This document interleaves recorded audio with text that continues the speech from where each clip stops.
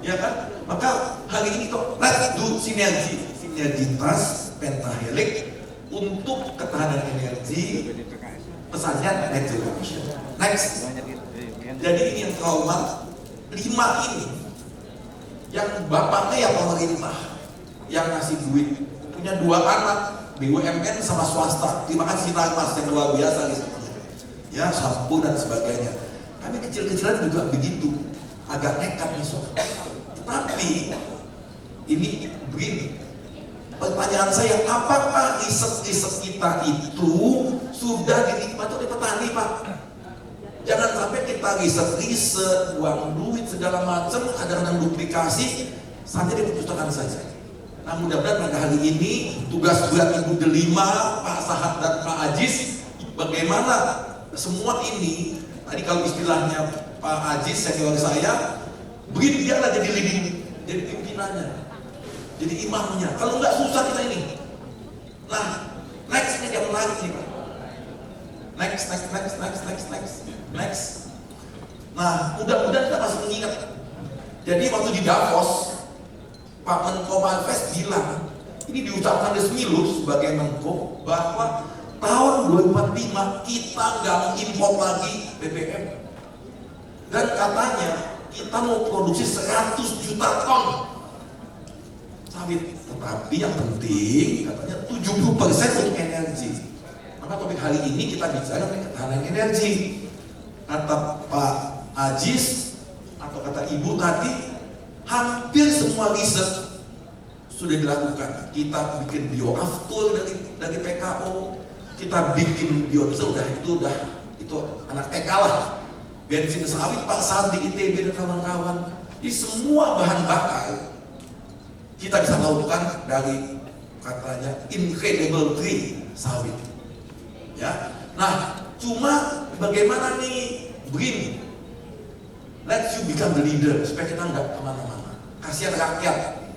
Nah, next slide is very interesting. Next, saya minta izin ini slide ini dari Bunda Delima.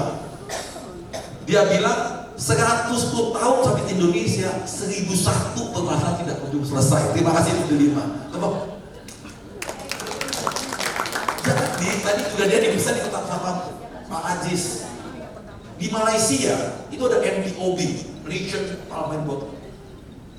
Reportnya kepada menteri, di levelnya menteri.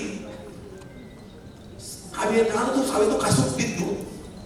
Kasubdit sawit, kasubdit ke direktur, ke dirjen, ke menteri, ke pajak tuh ke presiden. Begitu kata Pak Ajis, 37 Pak ya, lembaga yang ngurusin. Maka mungkin hari ini ada 3 senior saya, Bunda Delima, Pak Sahat, dan Pak Ajis. Yuk kita buat kebijakan. Kenapa? Karena kita lihat itu kita 16,4 atau sekian juta hektar. Itu ada 50% BUMN, swasta, Sinarmas. Punya kebun, punya pabrik, nggak pusing kan Pak? Kemudian BUMN, punya kebun, punya pabrik. Yang 41 ini punya kebun, nggak punya pabrik. Nah, ini yang kita ingin sampaikan. Bagaimana riset-riset yang tadi itu bermanfaat bakal yang masuk saja. Ya, dan mudah-mudahan pertemuannya tidak hanya untuk datang, duduk, makan, bubar. Ya Bu, next. Nah, ini pesan daripada Pak Ajis. Dan ini pesan daripada Bapak Menko waktu itu. Karena selama ini yang 40% rakyat tadi hampir tidak berani panen buah matang. Dan kalau petani panen buah matang sampai ke pabrik dia busuk. Gak laku kata Pak Sahat. Bayangkan kalau dia hanya panen buah agak matang, ini data ini saya dapat dari kampus saya sama Pak Ajis, tipe minyaknya cuma 19-25. Jadi kita kehilangan kalau matang. Tadi kalau si Naimas dia bilang, jangan panen kalau nggak matang, nggak Pak. Gimana rakyat bisa sama swasta Pak? Swasta panen di matang, rakyat panen setengah matang. Ya Pak ya. Tetapi saya tuduh tergila-gila sama orang yang Sahat Sinaga. Waktu itu beliau adalah ketua mahasiswa hidrokarbon. Dia bilang untuk hidrokarbon atau polycarbon fatty acid atau asam lemak tidak berpengaruh. Jadi kata pasar panen, kalau kita ngomong energi, panenlah buah yang lewat batang. Kalau buah lewat minyaknya banyak, kita kan beli minyak bukan beli buah. Asalnya tinggi, nggak apa-apa. Itu urusan kita sama orang kimia pasal ya. Jadi intinya Pak Irjen, Irjen Lieutenant Pak, bagaimana kita usaha ada kebijakan yang sudah hebat seperti Sinarma, Sampurna, Astra, oke lah. They can choose either want to make cooking oil, food atau energi. Kita isi rakyat dan agrimas. Yuk kita fokus ke energi. Supaya dibagi di sejak awal itu ada kebun untuk food, ada food untuk energi. Kita ingat atau yang mengingat pesan daripada Opung Pak Menko kita waktu itu, ke depan itu kita mau dengan kita memanen di mata itu kita berapa persen? Gak usah pusing. Next. Nah, ini soal karena pesannya tadi Dewa Mission. Dalam setiap diskusi sama Uni Eropa, COPC, saya pernah ke Singapura, Petrus don't talk about palm oil. Palm is like a white elephant in our house. Orang yang kita hidup begitu ngomong investasi, aduh, susah cari duit Pak, makanya kita berupa Pak Sati lucu.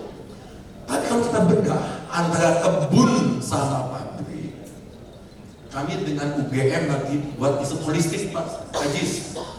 Siapa sih yang bikin carbon emission? Ternyata si kebun mana enggak. Kebun ini carbon deposit.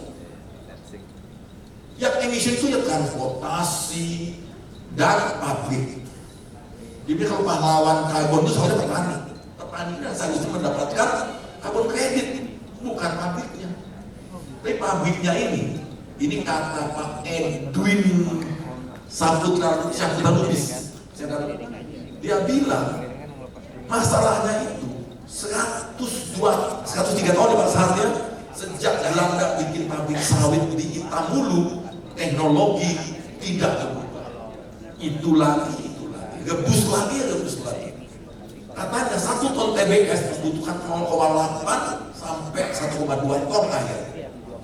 Yang vertikal dulu kalau horizontal 1,2, yang vertikal 0,8 dikali 5, waduh. Bayangkan berapa banyak diperlukan air.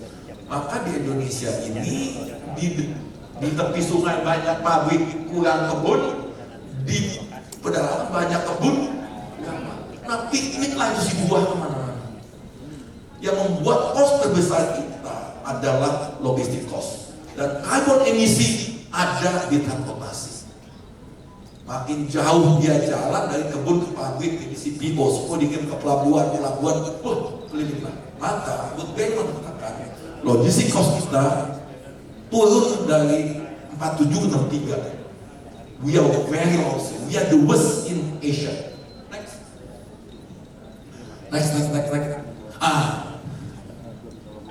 5 tahun lalu, 4 tahun yang ketemu Pak Sahab, saya menemukan satu artikel yang menarik dari American Journal of Engineering and Applied Science yang buat orang Malaysia, Pak Profesor.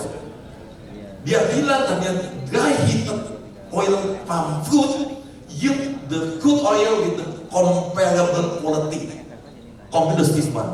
Tapi kata Pak Sahab, even better, not only equalize. Jadi sudah ada desain punya, ngapain direbus, ngapain di steam, dia hitung aja, dipanggang dan sebagainya. Ya kita udah keliling nih sama Pak Sahab. Ya, kenapa? Karena waktu kita bicara dengan Pak Anwar Ibrahim ketika kita kesini, dia bilang kita membuat OPEC sawit Pak Ajis. Dia bilang Indonesia, Malaysia, Thailand, we control 86% of palm oil. Kalau kita bersama-sama, kita jadi OPEC nih. Tapi dia kecil-kecil menjadi pimpinan Pak. Jadi nggak ada ibu itu ya. Udah pulang, boleh dong ngomong, kita Melayu semua kan. Dia bilang lu kecil-kecil pimpinan. Tapi konsep dia itu, dia bilang, yuk bikin metan capture.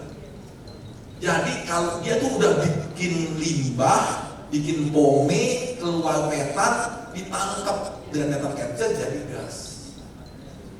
Saya bilang sama bos-bos, jangan tekan Pak, kita nggak punya duit. Pak, berapa untuk ganti pasar? Kalau setiap pabrik harus bikin metan capture, siapa yang mau modalin? Setelah ditangkap gasnya mau diapain? Mau jadi PLTG? Di sini di mana? Yang paling aneh, di Lampung sudah ada perusahaan Malaysia invest metan capture. Karena kita nggak punya duit. Nah, maka waktu kita kecil ada kata-kata mencegah di apa? Prevention is better than cure. Nah, konsep kita ini akan next, yaitu maaf, ini juga dari Pak Sani. Menurut Dr. Hisham dari UGM, dia bilang 1 ton sawit CPO menghasilkan 1,296 ton setara CO2. Ya Pak ya, 1 ton CPO produce itu 1.296 ton of equivalent CO2. Dan yang 1 tonnya itu dari pome. Jadi kita ini bikin penyakit pakai air, bikin pome, keluar gas metan, ditangkap lagi. Kenapa nggak berpikir jangan bikin pome, nggak pakai air, jadi bisa bikin pabrik di mana-mana kan? Dan we save 79% of carbon emission. Jadi konsepnya, biarlah yang sudah punya pabrik wet process silahkan, dengan mas dan sebagainya. Tapi si rakyat ini punya pilihan. Saya pasang beberapa kali ke Thailand ya Pak ya, Pak Dirjen. Di Indonesia kalau kita nggak punya 6.000 sampai 10.000 hektar nggak bisa bikin pabrik Pak. Karena 30 ton di Thailand 500 hektar bikin pabrik.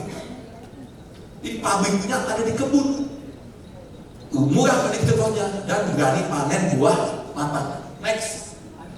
Nah, maka kali ini Pak Aziz, Pak Dirjen, kita merumuskan namanya kebun energi dan pabrik karbon. Di kebun itu sejak ditanam, dia itu memang bikin energi. Jangan jual ke tukang minyak sayur. Memang nanti dibikinnya untuk industri energi. Bisa biodiesel, bensin sawit, bioafter dan sebagainya. Dan pabriknya harus karbon, lower carbon emission. Pak, saat ini seorang seniman, dia bilang pamer pabrik minyak emisi rendah. Ya Pak ya, jadi kita bilang konsep kita kebunnya kebun energi, pabriknya low emission. Ya, next. Apa sih bedanya? Bedanya saat ini hari itu saya di depan, 5 menit ya Pak ya, 5 menit Pak. Waktu itu di depan beberapa menteri ada topik yang sangat unik, yaitu tanya pabrik tanpa kebun. Ada yang bilang itu penjahat. Tanya pabrik itu penjahat loh, karena dia merangsang pencurian buah. Katanya. Tapi bilang enggak Pak, itu pahlawan. Bagaimana satu pabrik dibilang penjahat dan pahlawan? Ya kan? Tetapi by the fact kita bilang, apapun juga saat ini kalau mau bikin pabrik maka kebun sudah kaset, sudah ada kebunnya. Sudah ada kebunnya kan Pak. 6.8 million hektar, tinggal buat pabrik, tinggal bagaimana kerjasamanya si rakyat yang punya kebun dengan industri. Tapi ada 3 prinsip yang utama Pak. Yang pertama, konsepnya juga katanya 1 hektar sawit menghasilkan only 3 until 5 ton of oil. Ya Pak, udah bagus tuh 5 ton udah bagus Pak ya. Tapi katanya they produce 31 ton of biomass. Jadi mestinya sawit itu adalah industri biomass. Baik, katanya salah. Ingat.